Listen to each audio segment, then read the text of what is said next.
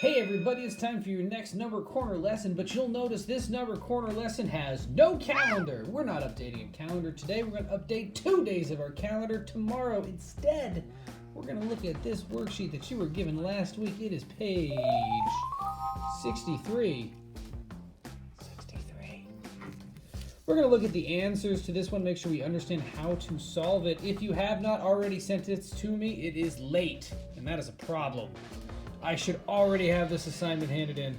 Let's go through and talk about the answers for it. All right, folks? All right, on this top portion, you have, for each array, you've got to show how you can break it into a smaller array to find the product, and then you got to write a multiplication, division, fact family for the array. Now, this array is actually a square. It is the same on this side that it is on this side. That is 1, 2, 3, 4, 5, 6 on this side, and 6 on this side. So our fact family is 6 times 6 equals 36. And then 36 divided by 6 equals 6. The other multiplication fact family is a turnaround fact. It's just going to be 6 times 6 equals 36. And the other division fact family member is going to be a turnaround fact. It's going to be 36 divided by 6 equals 6. It's going to be the same thing. You've only got 2 facts to list there. But the interesting portion is how do you split that into smaller portions to calculate the answer? You might have done it in all kinds of different ways. Here's how I would have done it. I would have split it right down the middle. Now, what we're doing when we do this is we're actually doing partial product, okay? So this one I split into 3 by 1, 2, 3, 4, 5, 6. 3 by 6, which means this one is also a 3 by 6 because I split it up evenly. I only need to do that math one time. What is 3 times 6? Why? 3 times 6 is 18. The area of each one of those smaller portions is 18. To calculate the total, I'm going to take that 18 and I'm going to multiply it by 2 because there's 2 of them, or I can just add it, 18 plus 18, which equals my total of 36. We have the same answer there as we have there. That's how we know we have the answer correctly. You need to make sure that you understand the concept of splitting larger arrays into smaller arrays. That's important to have that mastered so that we can move on through this multiplication successfully. That is a picture model of partial product. Let's tackle letter B as well. So we've got 1, 2, 3, 4, 5, 6 again on that side. This time I got 5, 6, 7 on that side. What is 6 times 7? Well, 6 times 7 is my favorite multiplication fact. It's 42. Turnaround fact is going to be 7 times 6 equals 42. Division fact is going to have the largest number first. That's going to be 42 divided by 7 equals 6. And then 42 divided by 6 equals 7.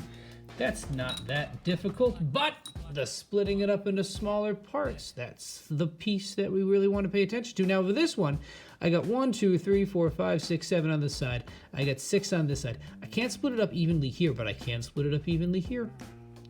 So again, I'm going to try to split it up evenly because then I've only got to do the multiplication equation one time and then double it.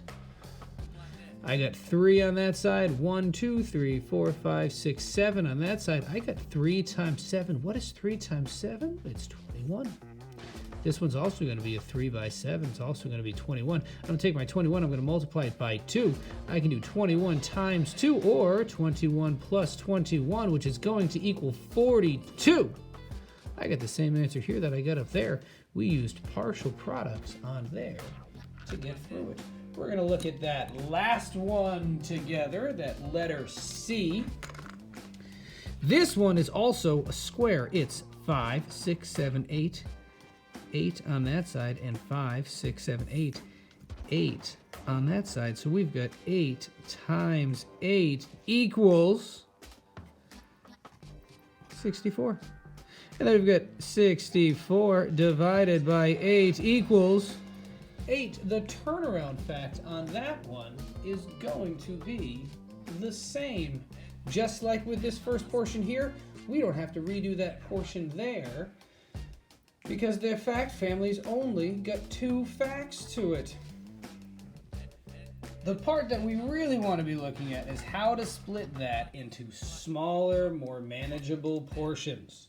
So, this time I'm not going to split it in half. Even though that is the smarter way to do it, I want to show you other methods. So this time I'm going to split it up into 1, 2, 3 by 8, 3 and 8. And so it's going to be 8 by 1, 2, 3, 4, 5.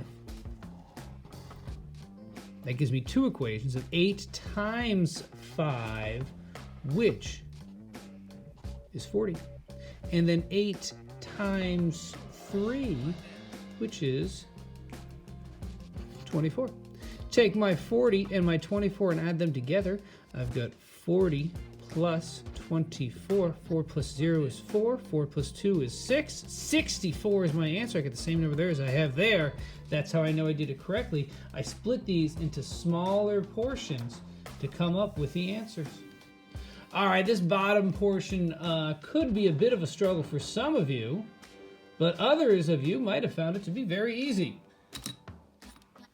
Let's look at it together. Now, to get through this one, you had to start at start and you had to end at end, but you had to hit every box in between to get there. There is definitely a way to get through all these. We're going to start at start. I'm going to go 6.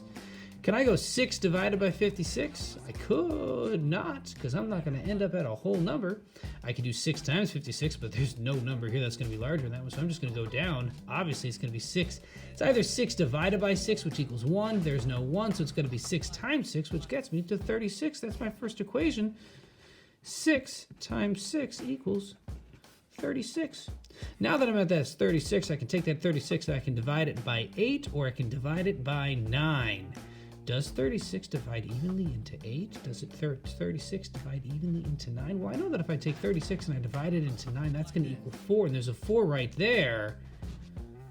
So I'm at 36 divided by 9 equals 4. I'm starting at the 4, so I'm going to put 4 down as my first number, because I know that's where it's got to go to. So 4. If I go up, I'm going to leave this 2 down here by itself. Just in sheer strategy, I'm pretty sure I got to go down.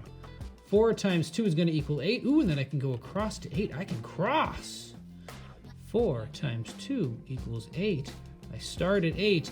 So I've got to end at 56. So again, by strategy, I got to do 8 by 7. And I know that 8 times 7 is in fact 56, which is then going to get me out. 8 times 7 equals 56. Let's look at B.